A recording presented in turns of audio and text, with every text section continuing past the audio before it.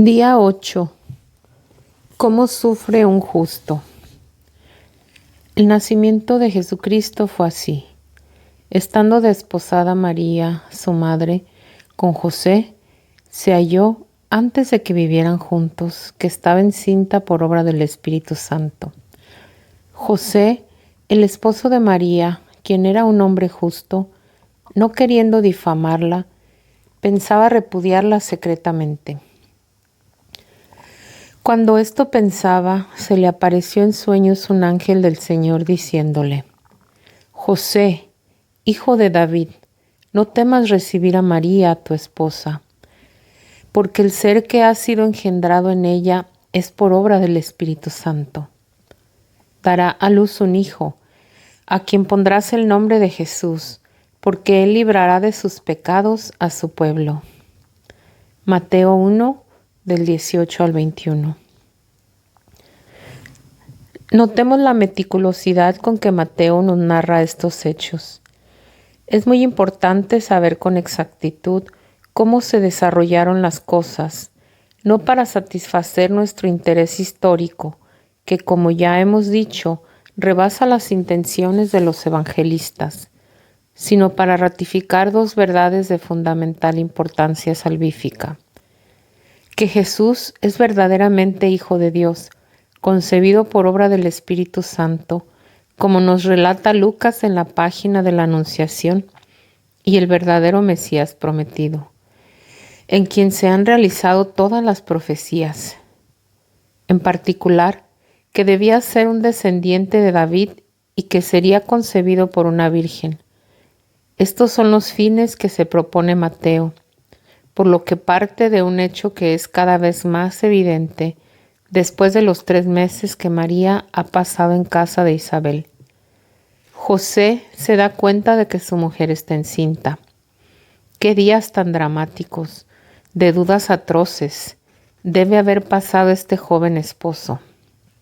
Este hombre justo deseaba celebrar un santo matrimonio conforme a la ley de Moisés.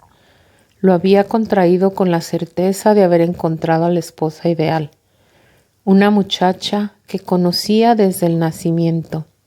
Lo mismo sucedía con todos en aquel pequeño pueblo, por la que sentía una estima y un afecto inmensos, tales como para excluir de modo absoluto que se encontraba ante una traición.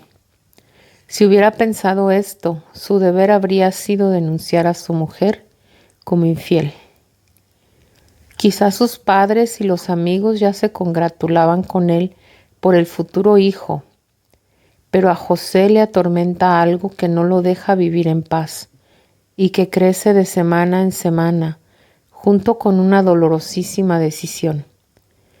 Nos asombra el silencio de María, pero si reflexionamos sobre su personalidad, sobre su modo de comportarse, no nos debería sorprender y entenderíamos que su silencio le surgió el comportamiento más razonable que podía adoptarse en aquella ocasión. También ella debe haber sufrido un dolor tremendo. Leía en el rostro de su esposo, cada vez más marcados, la duda, el sufrimiento y la incertidumbre sobre lo que había de hacer. Pero estaba convencida de que no le correspondía a ella intervenir. Lo que había sucedido en ella era extraordinario y la actuación más grande del plan divino. Revelarlo y hacerlo comprender no era deber suyo. Un hecho tan extraordinario pertenecía al Padre que le había enviado el ángel, al Hijo que llevaba en su seno y al Espíritu que la había fecundado. Por eso calla y espera, cuando callar y esperar son las dos cosas que más cuestan. Admiramos el silencio de María, pero el silencio de Dios nos desconcierta. Con Isabel había bastado el sonido de la voz de María para que el Espíritu le revelase todo. ¿Cuánto habrá sufrido José por el silencio de María? Pero ¿cuánto habrá sufrido también María por el silencio de Dios? Poco a poco, José va madurando la decisión más dolorosa de todas. Está convencido de que ella se encuentra ante un misterio, un hecho más grande que él. Es mejor romper con todo.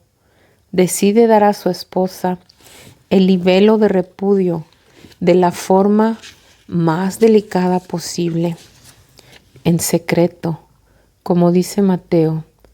Bastaba la presencia de 2 testigos. Entonces a un hombre le resultaba muy fácil repudiar a su mujer con cualquier pretexto. El libelo de repudio era considerado una garantía para la mujer, que así podía casarse de nuevo. Solo entonces, cuando José había llegado a tomar esta decisión en medio de tanto sufrimiento, llega el ángel para revelarle la verdad. Seamos sinceros, nosotros nos preguntaríamos, ¿por qué Dios no ha mandado antes el ángel? ¿Por qué ha permitido que sufrieran tanto aquellos esposos amados y predilectos? Creo que eran los mismos motivos por los que el Padre exigió al Hijo el sacrificio de la cruz. Los caminos del Señor no son nuestros caminos. El Señor nos pide que hagamos su voluntad. No nos pide que comprendamos sus motivos, con frecuencias superiores a nuestras facultades terrenas. En este punto podemos comprender la dicha de José. No tengas ningún reparo en recibir en tu casa a María, tu mujer, le ha dicho el ángel. Ya no sentía ningún temor. Acudiría tan rápidamente como le permitieran sus fuerzas, donde María, para decirle que ahora sabía todo, que todo estaba claro. Se apresuraría a fijar el día de las nupcias solemnes. Después de tanto temor por tener que renunciar a su amadísima esposa, ahora tenía la certeza de que no se separaría nunca de ella. También para la Virgen sería el fin de una pesadilla.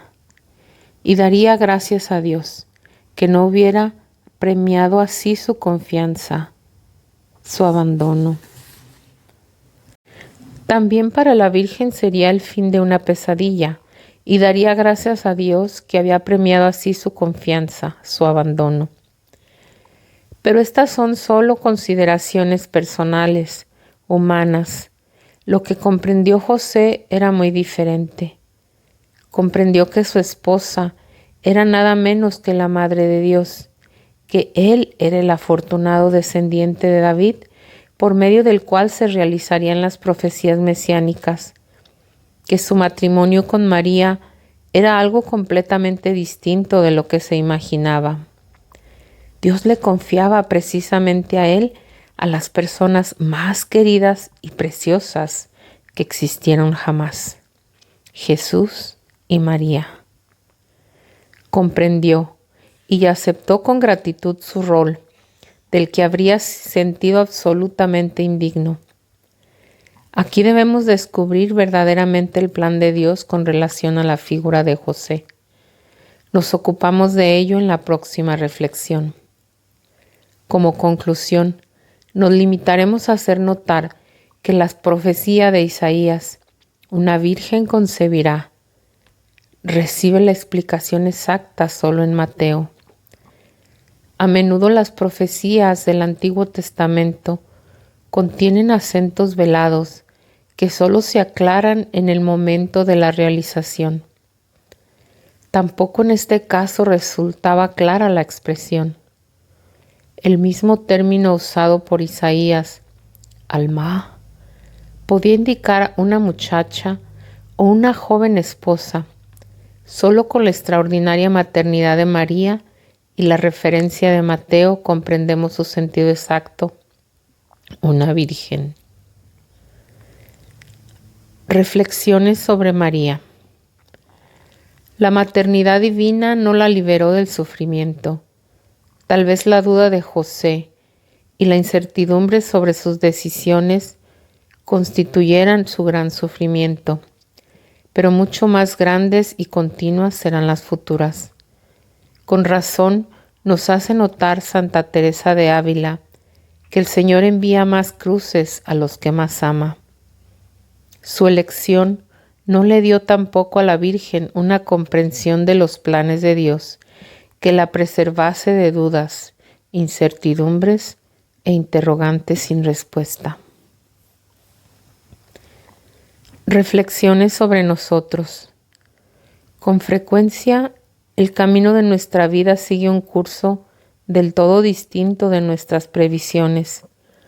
José es para nosotros un gran modelo de disponibilidad. El Señor no está obligado a darnos explicaciones sobre su comportamiento. Él busca al que hace su voluntad, aunque a menudo no nos dice ni hace comprender sus motivos. Unas veces nos exige una intervención activa. Otras veces nos pide un abandono confiado. Tener paciencia, callar, esperar, son virtudes que generalmente nos cuestan bastante más que actuar.